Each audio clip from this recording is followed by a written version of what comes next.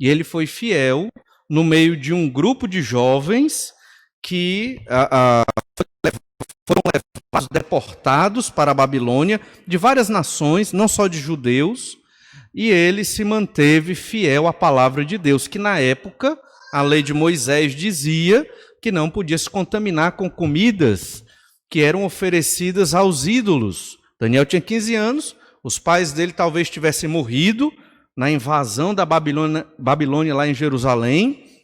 Ele era um jovem bonito, forte, inteligente, por isso que trouxeram Daniel para a Babilônia, para treiná-lo para ser um emissário de Nabucodonosor a Israel, quando Israel quisesse se rebelar contra a Babilônia.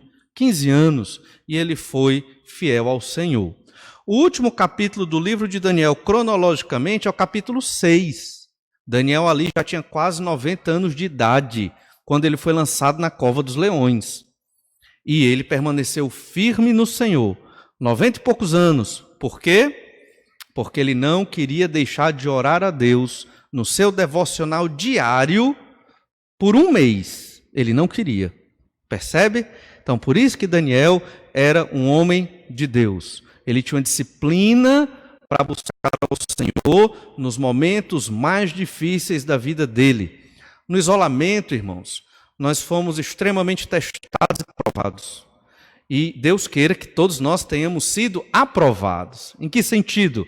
No sentido de buscar ao Senhor. Aproveitar o isolamento, o sofrimento, a dificuldade para conhecer mais a Deus. Porque nós, como bons pecadores, parece que só aprendemos a conhecer a Deus no meio do sofrimento. Não era para ser assim. Mas, infelizmente, por causa do nosso pecado, parece que só no sofrimento é que ligamos para as coisas do Senhor. Não é para ser assim. É para ligarmos para Deus todo dia. A pandemia vai passar. Todo mundo vai ficar bem, se Deus assim quiser. E é quando todo mundo estiver bem, passeando, shopping, se divertindo, praia, não esqueça do Senhor. Porque você tem que buscar Deus, independente de pandemia ou não, todo dia da sua vida. Daniel fez assim. Por isso, Daniel foi escolhido por Deus para receber revelações de Deus que nenhum outro recebeu. Você gostaria de ser um homem escolhido por Deus para ter assim um contato próximo de Deus, Deus se revelando de maneira toda especial para você? Eu acredito que sim. Então, se você gostaria, você deve ser um homem como Daniel, disciplinado, dedicado, esforçado, focado nas coisas do Senhor. Ele era pecador, certamente, não era perfeito, mas ele prezava por obedecer à lei de Deus. Todos nós somos pecadores, mas se obedecermos à vontade do Senhor expressa na Bíblia Sagrada, certamente o Senhor se revelará a nós, não como Daniel. Daniel foi no Antigo Testamento, mas o Senhor se revelará a nós de outras formas, através da Bíblia Sagrada, do Espírito Santo dele, cuidando de nós, mostrando a nós como Deus é bom. Não esqueça disso, Deus é bom o tempo todo o tempo Deus é bom.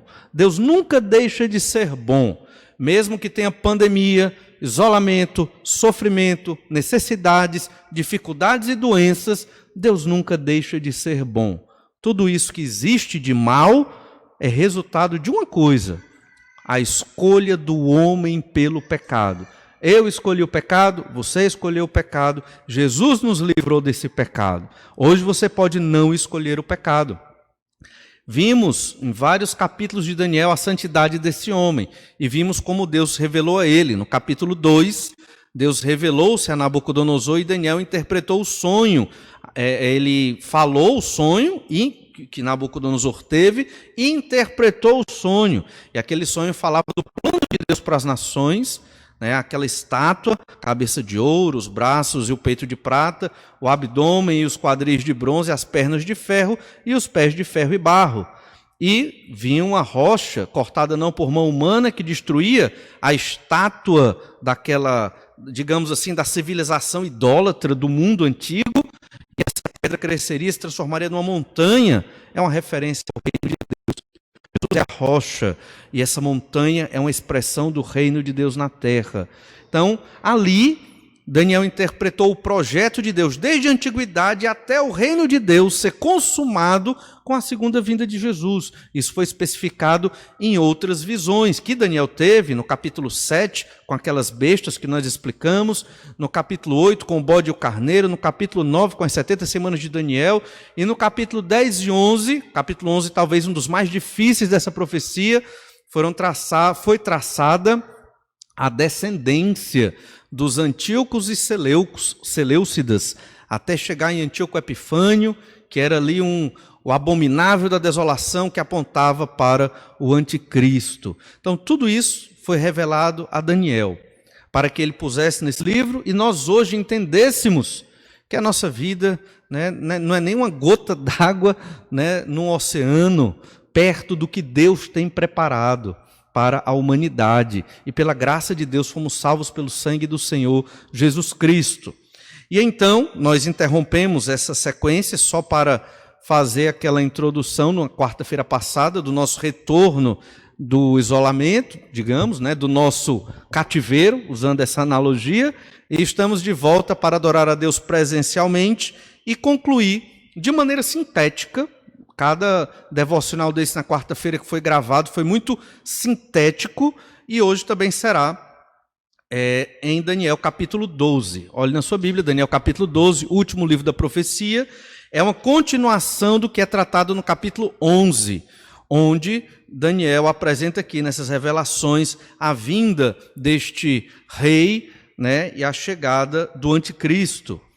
Olha o capítulo 12, verso 1.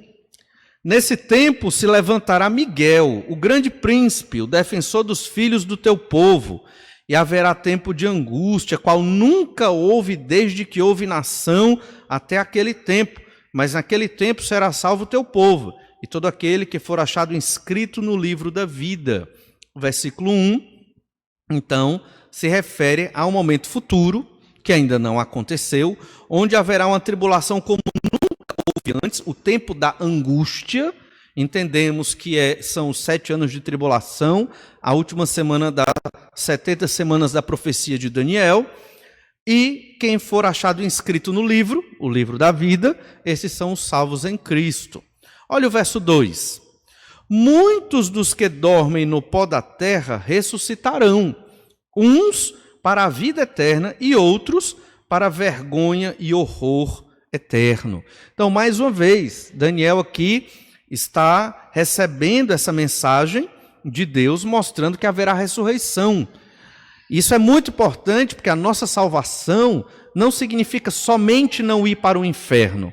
A nossa salvação conquistada pelo Senhor Jesus Cristo é mais. Nós vamos ressuscitar. E o detalhe aqui do verso 2 é que existem 2 tipos de ressurreição. Uma ressurreição de primeira qualidade e uma ressurreição de segunda qualidade. A de primeira qualidade é a melhor, é a daqueles que vão estar no novo céu e na nova terra com Deus.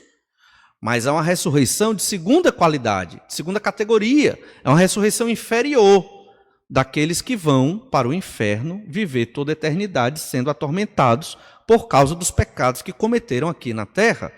Então, se nós vamos ressuscitar pela graça de Deus, pelo sacrifício de Jesus, se vamos ressuscitar com um corpo glorioso, imagine como será o corpo daqueles que vão ressuscitar para viver no inferno. Certamente deve ser um corpo terrível. Veja como os crentes do Antigo Testamento já tinham esse entendimento de ressurreição. Então, tire da sua cabeça a ideia, quando eu morrer e minha alma vai ficar vagando no céu, azul e branco, com os anjos. Não, isso é coisa muito de filme, né? O desenho animado. Na verdade, não é assim. Nós vamos ressuscitar. E não ficaremos dormindo enquanto não ressuscitamos. Lembre-se lá da história do rico e do Lázaro. Tanto o rico como o Lázaro tinham consciência mesmo antes da ressurreição. Mas todo aquele que crê em Jesus vai ressuscitar, vai ter um corpo glorioso, e os crentes do Antigo Testamento sabiam disso, e Daniel recebeu o reforço dessa mensagem. Essa mensagem também aparece no Novo Testamento sobre ressurreição. Não vou ler tudo, mas um capítulo emblemático, João, capítulo 5, verso 28. O Senhor Jesus diz assim: Não vos maravilheis disto, porque vem a hora em que todos os que se acham nos túmulos ouvirão a sua voz e sairão. Os que tiverem feito o bem, para a ressurreição da vida, e os que tiverem praticado o mal, para a ressurreição do juízo. Há duas ressurreições. A daqueles que creram em Jesus, a daqueles que não creram em Jesus. Uma para a vida, outra para a condenação eterna. Verso 3 diz assim: os que forem sábios, pois, resplandecerão como o fulgor do firmamento, e os que a muitos conduzirem à justiça, como as estrelas, sempre e eternamente. Dois elementos aqui no verso 3. Os que ressuscitaram para a vida, eles têm uma característica aqui: serão sábios. E o que é ser sábio aqui? O verso 3 é uma poesia, um verso poético, paralelismo, chamado paralelismo hebraico no Antigo Testamento. Ser sábio aqui significa conduzir muitos à justiça. O que é conduzir uma pessoa à justiça? É falar da justiça de Deus, é falar da salvação em Cristo, é falar que se você não crer no Messias, pensando no Antigo Testamento, você vai para o inferno. Então, a mesma coisa que nós fazemos hoje, de conduzir pessoas ao Evangelho, é isso que ele está dizendo aqui. Só que eles não têm o Evangelho são as pessoas de salvação que Jesus chegou, aqui antes de Jesus. Mas eles já tinham uma pregação sobre o Messias, o Salvador. Quem cresce que esse Messias viria, seria salvo. Então, veja, os sábios são os que vão conduzir muitos à justiça de Deus, levar muitos à salvação no Antigo Testamento. Esses são os crentes. Verso 4. Tu, porém, Daniel, encerra as palavras e sela o livro até ao tempo do fim. Muitos o esquadrinharão e o saber se multiplicará. Então aqui o livro de Daniel está sendo encerrado, essa profecia está sendo fechada, e muitos vão estudar esse livro. E é o que nós estamos fazendo hoje. Não entendemos todos os detalhes do livro da profecia de Daniel, mas muita coisa dá para perceber. E então virá o tempo do fim. Verso 5. Então eu, Daniel, olhei. Isso aqui era o anjo falando com Daniel. Agora Daniel fala. Então eu, Daniel, olhei, e eis que estavam em pé outros dois, um de um lado do rio, o outro do outro lado.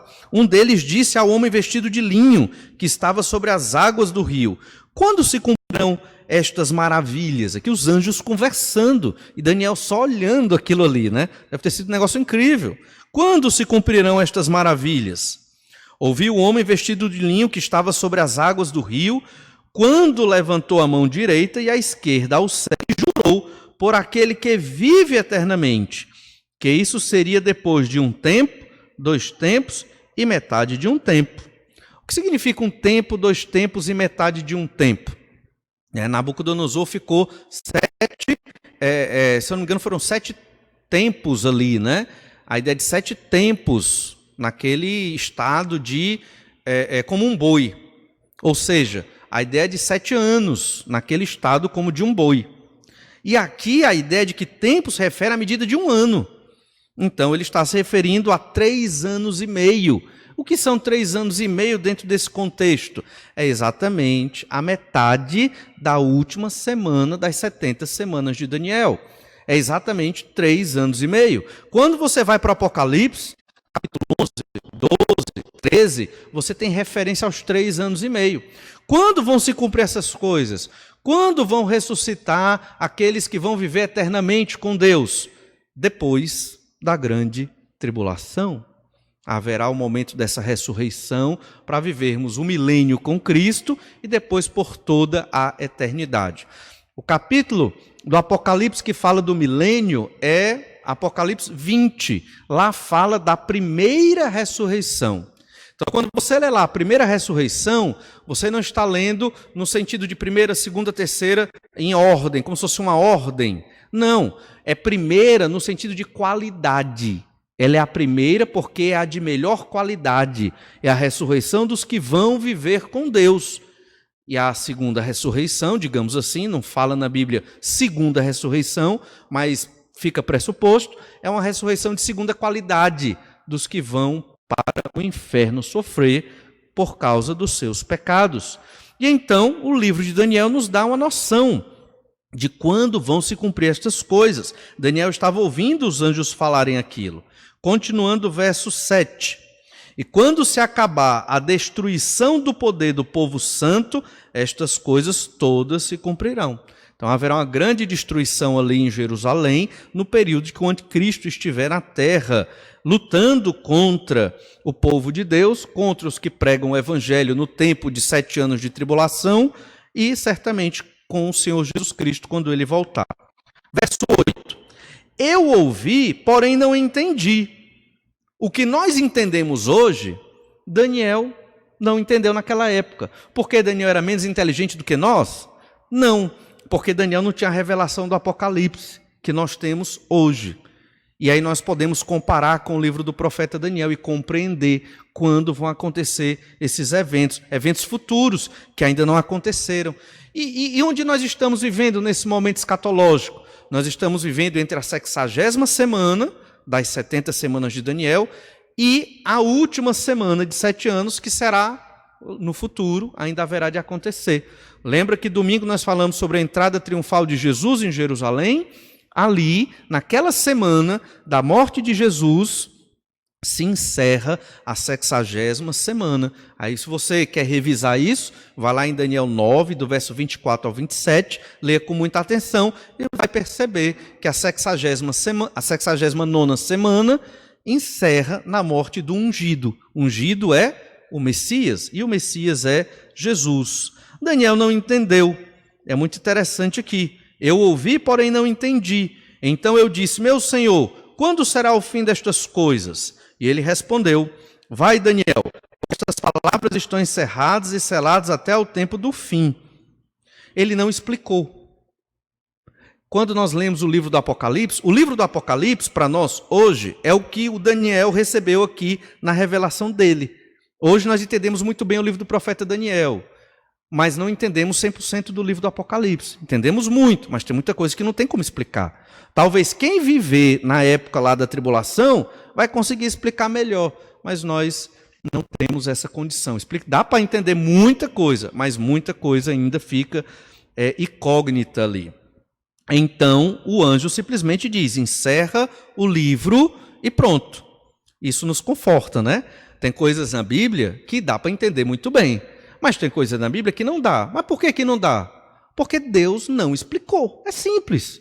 Tem coisa que Deus não explicou. Por que Deus colocou a árvore do conhecimento do bem e do mal no jardim do Éden? Não sei.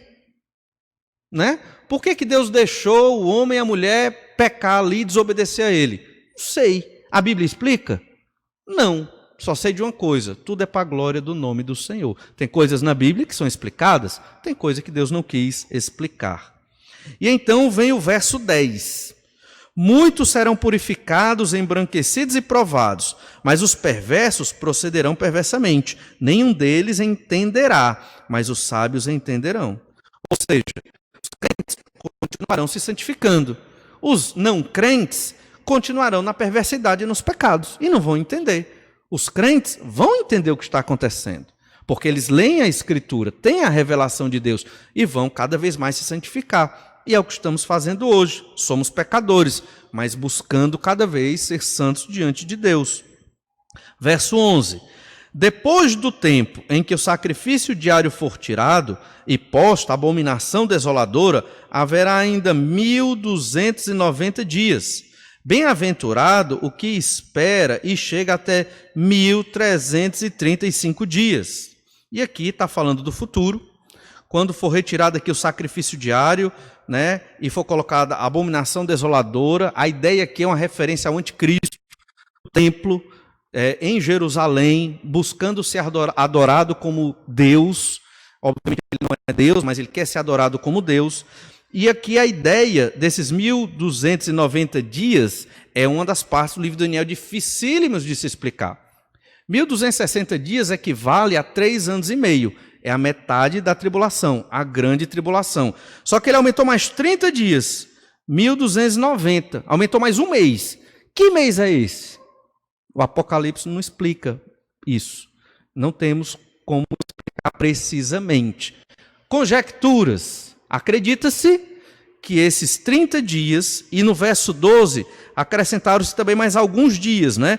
1.335 dias. Acrescentaram-se mais 45 dias. Então foi um mês e mais 45 dias. Para quê? Acredita-se que quando Jesus vier, na sua segunda vinda, no final da grande tribulação, haverá uma grande batalha, haverão muitos mortos nessa batalha aqui na terra, e depois disso será instalado o milênio, o governo de Jesus na terra reinando. Acredita-se, isso aqui é uma conjectura, que esse um mês a mais e 45 dias a mais é para preparar o novo governo messiânico, onde o Senhor Jesus Cristo vai preparar quem serão os governantes da terra, daqueles que creram no nome de Jesus, daqueles da igreja que voltaram com Jesus para vencer o exército do anticristo. Eita, pastor, isso é muito esquisito, é muita viagem, muito fantástico. Parece, não é? Mas olha, a Bíblia é repleta de relatos maravilhosos. Houve um dilúvio, não é verdade? Houve a destruição de Sodoma e Gomorra. O Senhor, hoje mesmo eu estava lendo, fez descer fogo do céu para queimar os israelitas que reclamavam da comida que comiam, do maná, percebe? Ou seja, muitos milagres aconteceram. Não é estranho entender que no final dos tempos Jesus vai operar todos esses milagres. E então no verso 13, o anjo diz para Daniel: tu, porém, segue o teu caminho até ao fim, pois descansarás. Aqui é uma referência à morte, não é uma referência a dormir. Ele vai morrer. E ao fim dos dias te levantarás para receber a tua herança. Daniel vai ressuscitar para receber a herança dele. Como eu disse, Daniel, 15 anos de idade, levado cativo para a Babilônia. Seus pais foram mortos, muito provavelmente na invasão de Nabucodonosor em 605 a.C. E ele permaneceu fiel contra todas as possibilidades, um governo idólatra, e ele permaneceu fiel até os seus 90 e poucos anos, quando foi jogado na cova dos leões, e continuou fiel ao Senhor, prezou o seu momento devocional de oração. Daniel vai ressuscitar, vai receber a sua herança. Deus queira que todos nós sejamos fiéis como o profeta Daniel, para ressuscitarmos naquele dia e recebermos a herança que o Senhor tem preparado para nós. Vamos orar, pedir que o Senhor nos abençoe. Obrigado, Pai amado, por tua graça e misericórdia e pelo teu amor. Te louvamos, ó Deus, por essa profecia tão maravilhosa do profeta Daniel, que o Senhor deu a ele, para ele registrar pelo teu Santo Espírito e chegar a nós como palavras de vida que nos guiam no caminho do Senhor, nos dão esperança no meio da dificuldade, força no meio da fraqueza. Obrigado, Pai amado, porque o Senhor é maravilhoso e nos fortalece em tudo. Nos ajuda a ser como este homem de Deus, apesar das dificuldades, a confiarmos em Ti, Te buscando em oração, dependendo do Senhor em todo o tempo. Tudo isso colocamos nas Tuas mãos, Senhor Deus, e oramos no nome do Senhor Jesus. Amém.